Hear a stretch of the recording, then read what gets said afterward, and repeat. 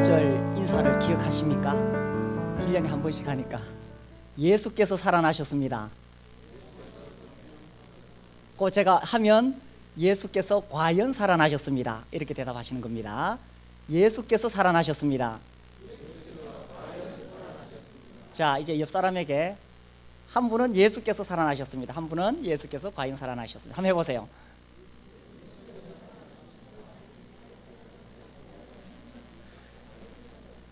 이 초대교회는 그렇게 인사를 나누었습니다.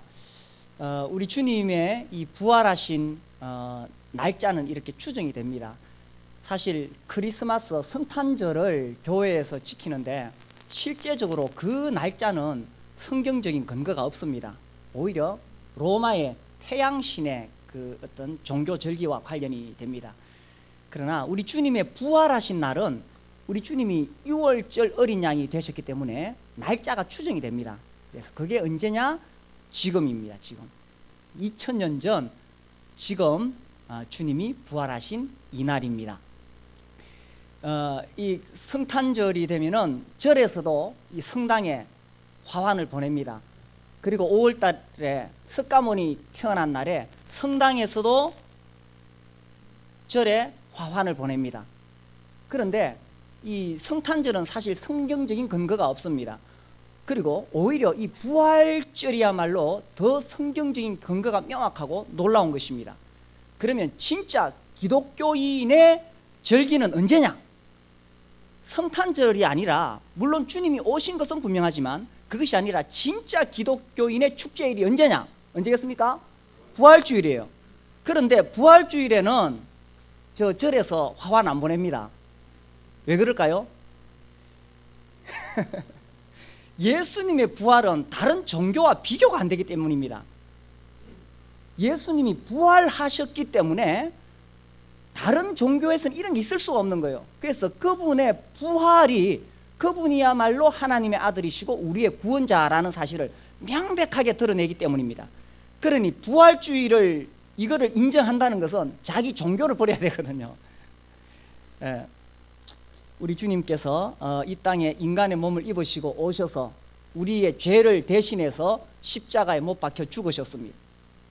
예수님이 죽으실 때 얼마나 처참하게 죽었는지 모릅니다. 채찍에 맞으시고 머리에 가시관 쓰시고, 그리고 마지막에 십자가에 못 박혀 죽으셨어요. 그것을 본 예수님의 제자들의 마음이 어떠했을까요? 특히나 가까이서 주님을 섬기던 그 여자들의 마음이 어떠했을까요?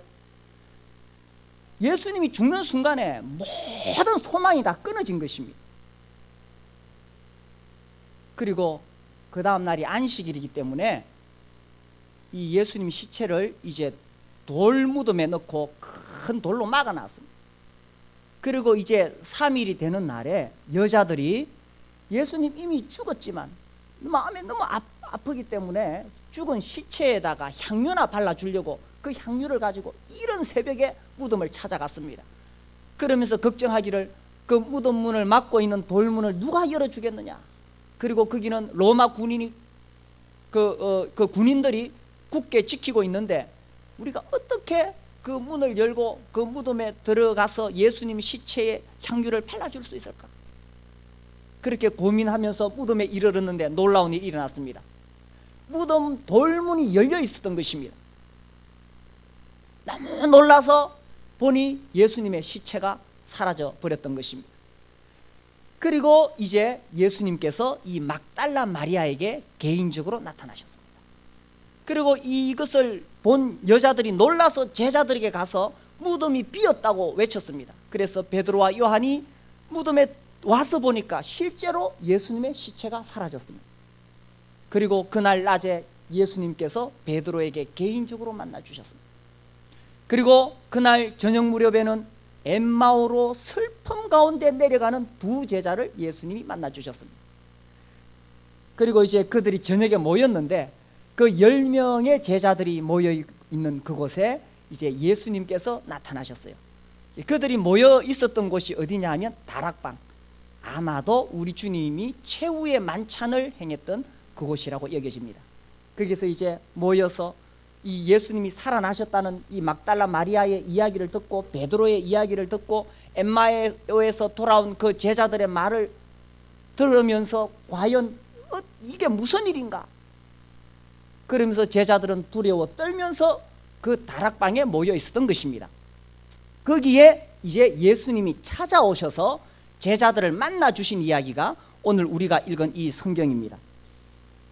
이렇게 이 예수님이 그곳에 오셔서 제자들을 만남으로 해서 우리가 이제 읽어보면 정말 놀라운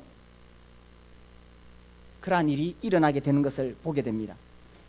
이 19절 보시면 이날 곧 안식 후 첫날 저녁 때 제자들이 유대인들을 두려워하여 모인 곳에 문들을 닫았더니 예수께서 오사 가운데 서서 이르시되 뭐라고요? 너희에게 평강이 있을지어다. 제자들이 지금 바짝 얼어 있습니다. 지금 두려움 속에 떨고 있습니다. 그래서 문들을 다 닫았어요. 꽁꽁 걸어 잠궜어요.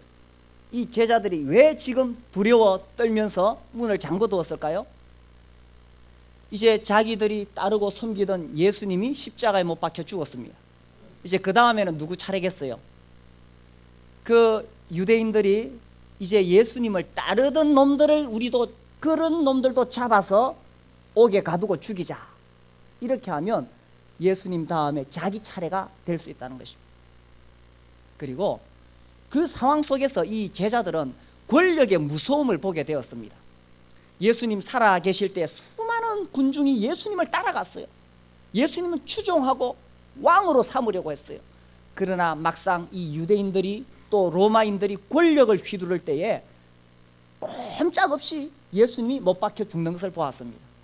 이 권력의 막강함은 말할 수 없는 것입니다. 그러니 제자들이 숨었어요. 거기다가 또 제자들이 가지고 있었던 두려움은 뭐냐 하면 예수님의 시체가 없어졌다는 거예요. 그렇다면 유대인들이 자기들 찾아서 너희들 예수 시체를 훔쳐갔지? 내놔라. 이러면 이거 어떻게 합니까? 자기들도 지금 어찌된 상황인지 모르는데 그렇게 되면 너희들이 지금 사람들을 미혹한다 이러면서 제자들을 또 잡아 가두거나 죽일 수 있는 것입니다. 그러니 제자들이 얼마나 두려웠겠어요? 그래서 문을 꼭꼭 걸어 잠그고 있었던 것입니다. 지금 이 제자들은 두려움 속에 다락방의 문을 잠그고 있었습니다. 그런데 제가 질문해 보겠습니다. 그러나 실상 이 제자들이 두려워 떨 수밖에 없었던 근본적인 이유가 있습니다. 그게 뭐겠습니까? 단순히 유대인들이 두려웠을까요? 그들이 두려워 떨 수밖에 없었던 더 근본적인 이유가 뭐겠습니까? 그것은요, 예수님의 부활을 믿지 않았다는 것입니다. 그 여자들이 가서 분명하게 무덤이 비어 있다는 것을 보고했고 베드로와 요한도 그것을 눈으로 보았습니다. 그리고 막달라 마리아가 예수님이 살아나신 것을 내가 봤다고 말했습니다. 그런데도 그것을 믿지 않았어요. 그리고 베드로도 증언했고 엠마오에서 돌아온 두 제자도 부활하신 예수님을 만났다고 이야기했습니다. 그럼에도 불구하고 그들이 예수님의 부활을 믿지 않았다는 것입니다. 제가 하는 이야기가 아니고요, 마가복음 16장에 보시면 16장 10절부터 제가 읽겠습니다. 마리아가 가서 예수와 함께 하던 사람들이 슬퍼하며 울고 있는 중에 이 일을 알리매, 이 일이 뭐냐 하면 내가 부활하신 예수님을 만났다는 거예요. 11절, 그들은 예수께서 살아나셨다는 것과 마리아에게 보이셨다는 것을 듣고도 어떻게 했어요? 믿지 아니하더라. 그 밑에 그 후에 그들 중 두 사람이 걸어서 시골로 갈 때 예수께서 다른 모양으로 그들에게 나타나시니 두 사람이 가서 남은 제자들에게 알리었으되 역시 어떻게 해요? 믿지 아니하니라.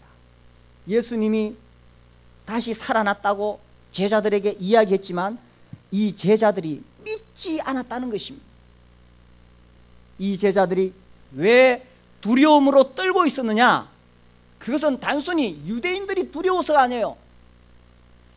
예수님의 부활을 믿지 않았기 때문인 것입니다. 예수님이 부활하셨다는 것을 믿었다면, 그 부활하신 예수님이 자기들 지켜주신다면 어떤 유대의 권력이나 로마의 군인들로부터도 두려워하지 않았을 것입니다. 우리가 인생을 살아가면서 두려움을 느낄 때가 많이 있습니다. 그리고 사실 우리는 심리적으로 뭔가 말할 수 없는 막연한 두려움을 가지고 살아가고 있습니다. 실제로 이 상담하는 분들이 수많은 상담 사례를 통해서 현대인들이 가지고 있는 가장 큰 문제가 뭐냐? 한결같이 말하기를 현대인들은 막연한 불안과 두려움을 가지고 있다는 거예요. 자기의 건강에 대한 두려움. 야, 어디 아프면 야, 이거 혹시 암이 아닌가? 자녀들에 대한 두려움. 우리 애가 과연 자라서 이 사회에서 잘 적응할 수 있을까? 또 자기 앞날에 대한 두려움, 사업이나 직장이나 자기 미래에 대한 두려움을 누구나 가지고 있다는 것입니다.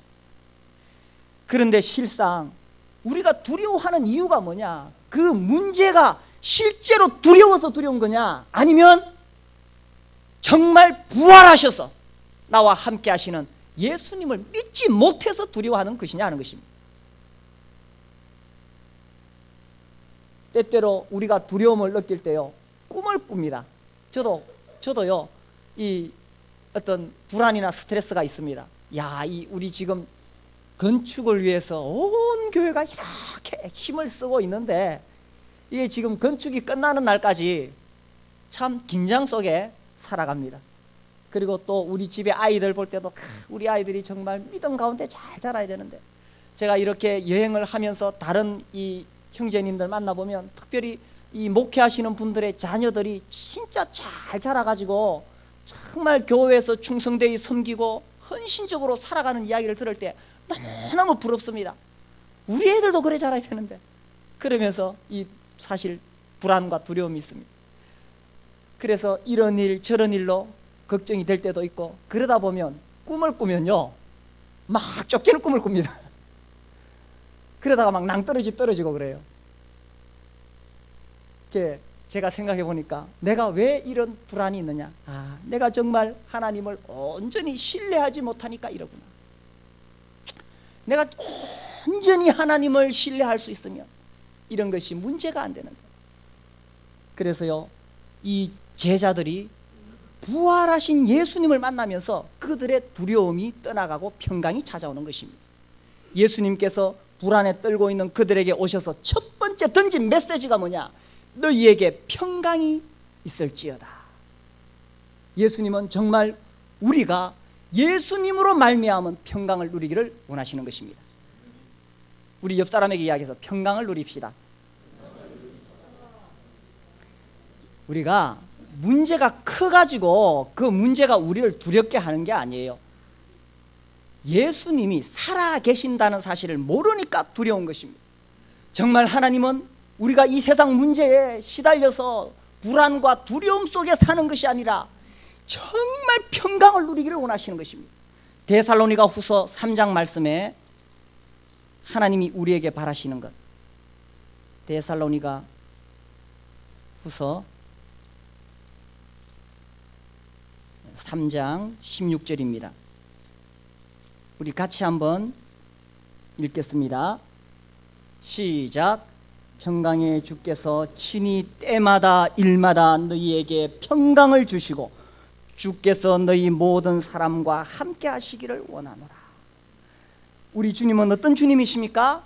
평강의 주님. 그 평강의 주님께서 친히, 이 친이라는 말 정말 우리 가까이 다가오셔서 나의 가정에 깊이 개입하시고 나의 사업에 함께 하시고, 내가 불안에 떨고 있을 때 내 심령 깊이 찾아오셔서 친히 때마다 일마다, 우리가 때마다 어떤 일이 생길 때마다 불안해 했을 때 정말 주님이 깊이 찾아오셔서 때마다 일마다 너희에게 평강을 주시고 주께서 너희 모든 사람과 함께 하시기를 원합니다. 주님은 부활하셨습니다. 우리 주님이 십자가에 못 박혀 죽으신 것으로 끝난 것이 아니라는 것입니다. 제자들이 주님의 부활을 보았을 때요, 자, 예수님의 능력을 제자들은 많이 경험했습니다. 예수님이 중풍병자를 살리고 문둥병자를 살리고 심지어 죽은 자를 살리는 것을 보았습니다. 그분의 능력을 보았습니다. 그러나 그 예수님의 능력의 최대가 드러난 것이 뭐냐 하면, 그분의 능력이 최고로 드러난 게 뭐냐 하면 바로 그분의 부활인 것입니다. 그분이 처참하게 십자가에 못 박혀 죽어서 이제 사흘 동안 무덤에 넣었다는 것은 완전히 죽었다는 것입니다. 유대인들은 사흘이 지났다면 완전한 죽음으로 인정했습니다. 그래서 주님이 사흘을 무덤에 계신 거예요. 완전히 죽었는데 그분이 다시 살아나신 것입니다. 이것은 무엇을 이야기하냐, 그 예수님이야말로 이 세상에 어떠한 일에도 불가능이 없는 전능하신 하나님이라는 사실을 입증해 보여주신 것입니다.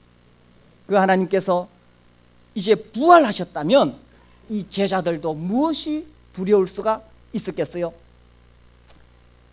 그래서 이 제자들이 예수님의 부활을 보면서 변화되어서 이제 사도행전에 들어가면 예수님의 부활을 증가하게 되는 것입니다. 예수께서 살아나셨습니다. 아멘이십니까? 예수님께서 부활하셔서 우리와 함께 하시니 평강을 누리시게 되기를 바랍니다. 이 부활하신 예수님이 제자들에게 오셔서 먼저 너희에게 평강이 있을지어다, 20절, 이 말씀을 하시고 손과 옆구리를 보이니 제자들이 주를 보고 어떻게 했어요? 기뻐하더라. 지금 부활하신 예수님 만나기 전에 제자들의 감정의 상태가 어떠했을까요? 말할 수 없는 좌절과 절망 속에 슬퍼 눈물을 흘리고 있었을 것입니다. 자, 여기 지금 이 제자들이 왜 지금 슬퍼하고 있습니까? 정말 자기들이 의지했던 예수님, 그리고 자기를 정말 사랑해 주셨던 예수님, 그 예수님이 처참하게 십자가에 죽으셨던 것입니다. 우리가 살다 보면요, 이 사람이 마음으로 느끼잖아요. 참 나를 아껴주는 분, 나를 참 귀하게 생각해 주시는 분, 그분이 어려운 일 당할 때, 그분이 병들었을 때 우리가 얼마나 가슴이 아픕니까? 만약에 그분이 이 세상을 떠나 돌아가셨다면 내가 얼마나 가슴이 아프겠어요? 예수님은 제자들을 정말 사랑하셨고, 제자들은 그 예수님의 그 사랑을 마음으로 이렇게 받으면서 그렇게 3년 반 동안 예수님과 함께 생활했습니다. 그런데 그 예수님이 십자가에 처참하게 죽으셨을 때 그들의 슬픔은 얼마나 컸겠습니까? 어떠한 것도 그들을 위로해 줄 수가 없었을 것입니다.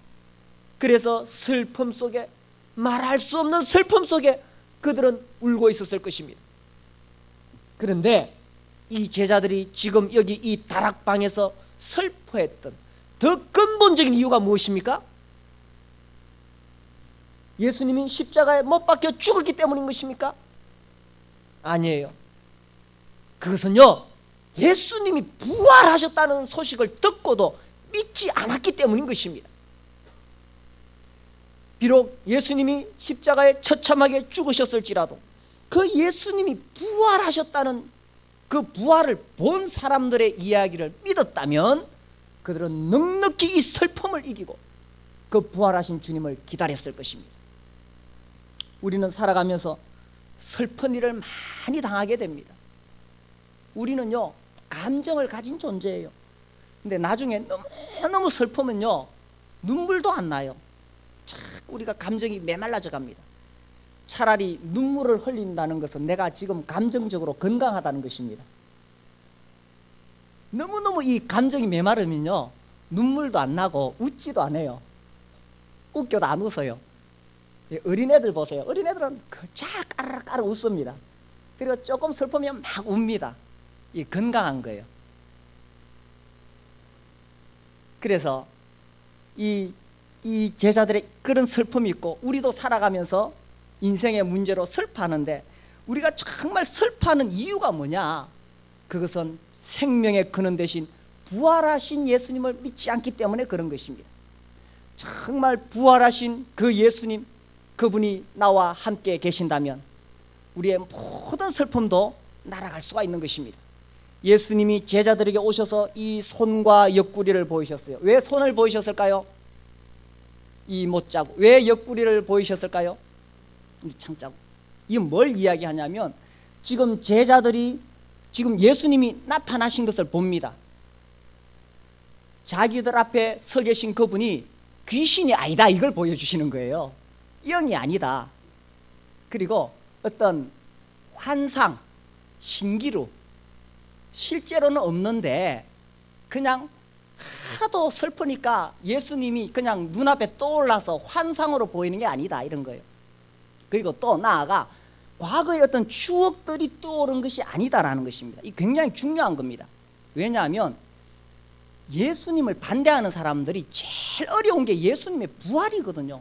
그러니까 예수님의 부활을 부정하기 위해서 막 온갖 말을 다 지어냅니다.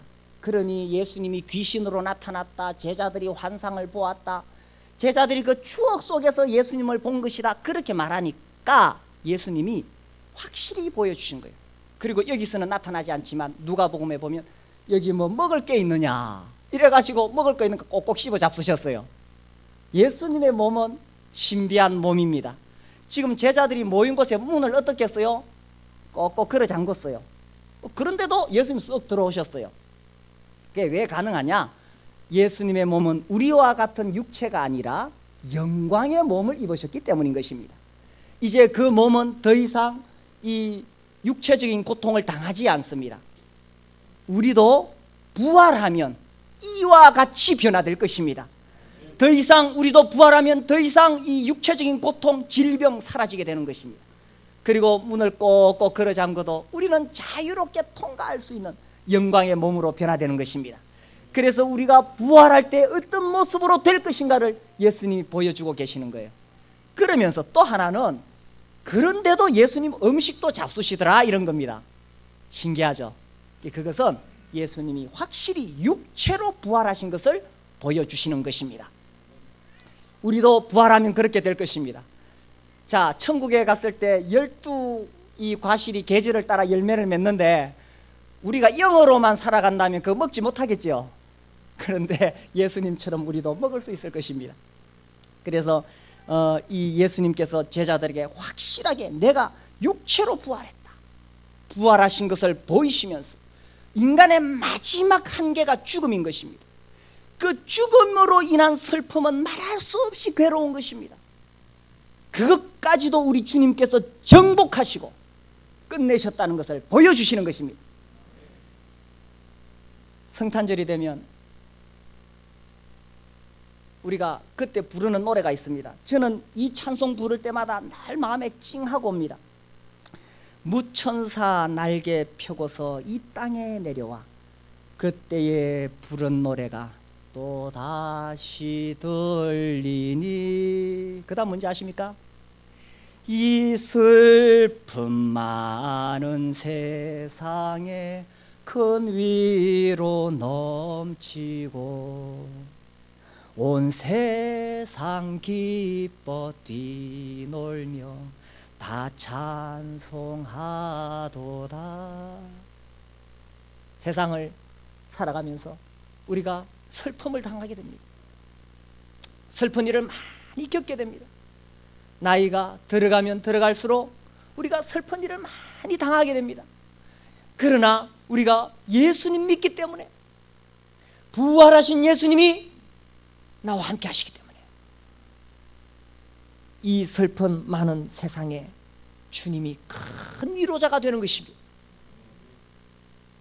우리 주님 부활하셔서 슬픔 속에 살아가는 우리를 부르시고 구원하시고 우리의 진정한 기쁨이 되어주시는 것입니다. 예수께서 살아나셨습니다. 예수께서 살아나셨습니다. 아멘이십니까? 예수님이 다시 살아나셨으니 이제 슬픔 가운데 계시는 분이 계신다면 부활하신 예수님의 기쁨을 누리시게 되기를 바랍니다. 이 예수님께서 그 제자들에게 나타나셨을 때에 제자들이 주를 보고 기뻐하더라. 얼마나 기뻤을까요? 얼마나 기뻤을까요? 저는 아까 그 부활에 관한 동영상을 볼 때 막 그 그 자리에 제가 같이 있는 것처럼 느껴지면서 제가 그 동영상 여러 번 봅니다. 정말 그 현장에 있을 때에 그 부활하신 주님이 제자들에게 나타나셔서 손을 보이시고 옆구리를 보이시는 그 현장에 있었을 때 그 제자들이 얼마나 기뻤을까. 나도 마치 그 자리에 있는 것처럼 그런 감동이 밀려옵니다. 그 기쁨이 얼마나 컸을까. 그렇게 기뻐하는 제자들에게 주님 다시 말씀하십니다. 21절, 예수께서 또 이르시되 너희에게 평강이 있을지어다. 아버지께서 나를 보내신 것 같이 나도 너희를 보내노라. 주님은 제자들을 보내겠다고 말씀하십니다. 이 말씀을 하시고 그들을 향하사 숨을 내쉬며 이르시되 성령을 받으라. 너희가 누구의 죄든지 사하면 사하여질 것이요 누구의 죄든지 그대로 두면 그대로 있으리라 하시니라. 여기 제자들이 왜 다락방문을 잠그고 모여 있었을까요? 그들에게는 무엇보다 두려움이 있었던 것입니다. 그리고 그들의 감정은 슬픔에 휩싸여 있었습니다. 그리고 나아가 지금 그들은요 어떤 인생에 대한 방향을 잃어버린 것입니다. 인생에 대한 초점을 잃어버린 것입니다. 그렇지 않겠어요? 예수님 따라가다가 그분이 메시아라고 믿었는데 십자가에 죽었는 거예요. 그러니 그들은 그냥 맥이 탁 풀리고 정신적으로 공황 상태에 있는 것입니다. 살다가 이런 것 혹시 경험해 보셨어요? 정신적인 공황 상태. 내가 지금 뭘 위해서 살아야 되는지 모릅니다. 그리고 나아가 그런 경우에 심한 우울증에 시달리기도 합니다. 아무 사는 것에 의미가 없습니다. 그럴 때는요 사업이 잘 돼서 돈이 벌려도 인생에 의미가 없어요. 자식들이 학교 가서 100점 받아왔다 그래도 이 의미가 없어요. 맛있는 음식을 먹어도 그때뿐이고 저녁에 잠자리에 누워있을 때 정말 인생이 얼마나 허무한가. 그래서 그냥 이대로 잠자리에 들어서 내일 아침에 눈 뜨지 않았으면 좋겠다. 여기까지 가면 심각합니다. 빨리 병원에 가셔야 됩니다. 우리가 살다 보면 정말 인생의 방향을 잃어버리고 무기력과 우울증과 이런 공황 상태에 빠질 수 있습니다. 지금 제자들이 그런 상황에 빠져 있는 것입니다. 그러나 그들이 이렇게 공황 상태에 빠져 있는 근본적인 이유가 무엇입니까? 그들이 삶의 목적을 잃어버리고 지금 무기력한 상태에 빠져 있는 이유가 무엇입니까? 무엇을 위해서 살아야 될지 인생의 목적을 잃어버리고 있는 그 이유가 무엇입니까? 이제 아시죠? 뭡니까? 예수님의 부활을 믿지 않아서이기 때문인 것입니다. 그 제자들이 그 다락방에서 모여 있을 때 어둡고 무거운 침묵을 깨고 예수께서 나타나신 것입니다. 너희에게 평강이 있을지어다. 그리고 예수님께서 그들에게 주신 말씀은 아버지께서 나를 보내신 것 같이 나도 너희를 보내노라. 이제 인생의 공황 상태에 있는 그들에게 무엇을 위해서 살아야 될지, 그들의 인생의 사명이 무엇인지를 그들에게 알려주고 계신 것입니다. 나도 너희를 보내노라. 예수님의 부활을 본 자들, 예수님의 부활을 믿는 자들은 이제 다락방문을 박차고 나가야 되는 것입니다. 나가서 예수님의 부활을 증거하는 증인이 되어야 된다는 것입니다. 그것을 할 수 있도록 예수님께서 능력을 부어주셨어요. 그들을 향하사 숨을 내쉬며 이르시되 성령을 받으라. 교리적으로 이 성령에 대해서 여기서 다 설명할 수 없습니다. 그러나 분명한 것은 우리가 세상에 나가기 위해서는 내 힘으로 아니라 성령의 충만함을 입어서 세상에 나가야 된다는 것입니다. 그렇게 나갈 때에 예수님의 제자들의 권위가 어느 정도냐? 23절, 너희가 누구의 죄든지 사하면 사하여질 것이다. 나가서 사람들을 향해서 당신들의 죄가 용서되었습니다. 선언하면 그들의 죄가 용서될 것이요, 당신들의 죄가 그대로 있습니다. 선언하면 그대로 있게 된다는 것입니다. 이것을 무슨 교리적으로 다 설명할 수가 없습니다. 이 권능이 단순히 인간 어떤 제자들에게 있다는 의미는 아닙니다. 그것은 무엇이냐? 이 제자들의 손에 복음의 비밀이 들려있다는 것입니다. 부활하신 예수님을 본 그 제자들의 손에 복음의 비밀이 들려있고 그들의 이 입술에 복음의 비밀이 들려있다는 것입니다. 그들이 나가서 십자가 예수의 피가 우리의 모든 죄를 다 사하시고 예수님이 부활하셔서 우리를 의롭다고 하신 이 복음을 증거할 수 있는 그런 권위가 그들에게 있다는 것입니다. 그래서 그들이 나가서 십자가의 복음을 전했을 때 그것을 듣고 예수님을 영접한 사람은 죄 용서받고 구원받을 수 있는 그런 복음의 권위가 그들에게 있다는 것입니다. 동일하게 우리에게도 이 복음의 비밀이 우리 손에 있습니다. 우리가 나가서 십자가의 복음을 전했을 때 그들이 주님을 영접하면 죄 사함을 받고 구원을 받게 되는 것입니다. 이 놀라운 권위는 또한 책임을 수반하게 되는 것입니다. 이 제자들이 복음의 비밀을 가지고 있지만 이것을 나가서 전하지 않으면 그들은 죄 가운데 죽을 수밖에 없는 것입니다. 죽어 지옥 가는 것입니다. 부활을 본 이 제자들이 나가서 전하지 않으면 아무리 예수님이 십자가에 피 흘리고 죽으시고 부활하셨어도 전하지 않으면 그들은 지옥 가는 것입니다. 제자들은 예수님의 부활을 목격하고 그들의 삶이 달라지고 오순절날 성령의 충만함을 입었습니다. 그리고 나가서 전하기 시작했습니다. 우리는 보고 들은 것을 전하지 않을 수 없다. 나가서 십자가 복음을 전했고 그래서 영혼들이 주님께 돌아오고 구원받아 교회가 세워지게 된 것입니다. 이제 그러한 책임이 우리에게 또한 있는 것입니다. 예수님은 우리를 향해서도 다락방 안에서 문 잠그고 있지 말라고 이야기하십니다. 우리는 스스로 다락방 문 잠그고 내가 그 안에 갇혀 있을 수가 있습니다. 인생의 두려움으로, 인생의 슬픔으로, 그리고 무엇을 위해 살아야 될지 방향을 알지 못하고 무기력 속에서 그냥 밥 먹고 살기 위해서 일하고 그냥 자식 키우고, 그 동물들도 그렇게 하는 것입니다.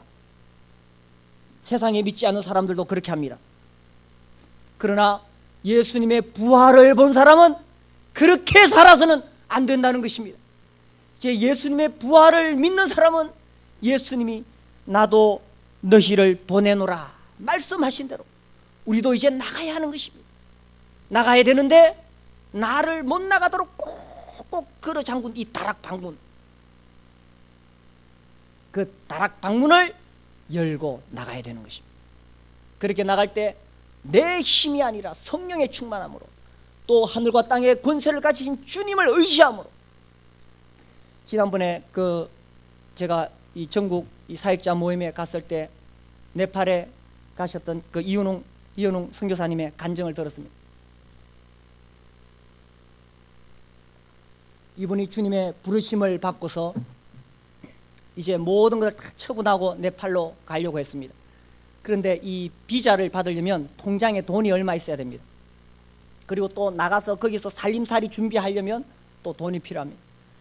주님으로부터 분명한 부르심을 받았지만 아무런 준비가 되어 있지 않는 거예요. 그래서 낙심해 있다가 주님 나를 정말 부르셨습니까? 낙심한 가운데 성경을 읽다가 마태복음 28장 우리가 잘 아는 말씀, 부활하신 예수님이 제자들에게 말씀하실 때 마태복음 28장 18절 예수께서 나와 말씀하여 이르시되 하늘과 땅의 모든 권세를 내게 주셨으니, 이 말씀을 읽으면서 담대함을 느끼게 됩니다. 하늘과 땅의 권세를 다 가지고 계신 예수님이 나를 부르셨다. 그렇다면 내가 무엇이 두려우랴.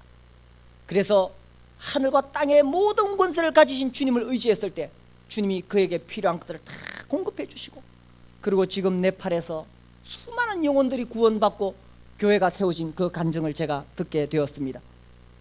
우리가요, 세상을 살아가는 것은 내 힘으로 사는 것이 아닙니다. 우리는 하나님의 능력으로 살아가고, 우리가 내 지혜로 사는 것 아닙니다. 우리는 하나님의 지혜로 살아가고, 우리는 정말 성령의 충만함이 우리에게 필요합니다. 그리고 우리가 정말 의지해야 될 분은 예수 그리스도이십니다. 그 예수님은 어떤 분이시냐? 사망 권세를 깨뜨리시고 부활하신 예수님. 그래서 하늘과 땅의 모든 권세를 가지신 예수님이십니다. 예수께서 살아나셨습니다. 예수께서 과연 살아나셨습니다. 그래서 우리가 이 부활하신 예수님을 의지해서 살아가는 것입니다. 이제는 나를 가두고 있는 이 다락방문을 깨뜨리시기를 바랍니다.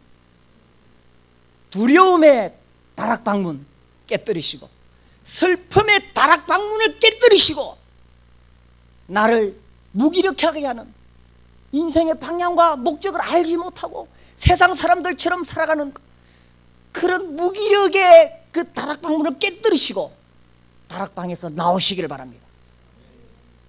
그리고 하늘과 땅의 모든 권세를 가지신 우리 주님의 부활을 증거하시는 능력 있는 삶을 사시게 되기를 바랍니다.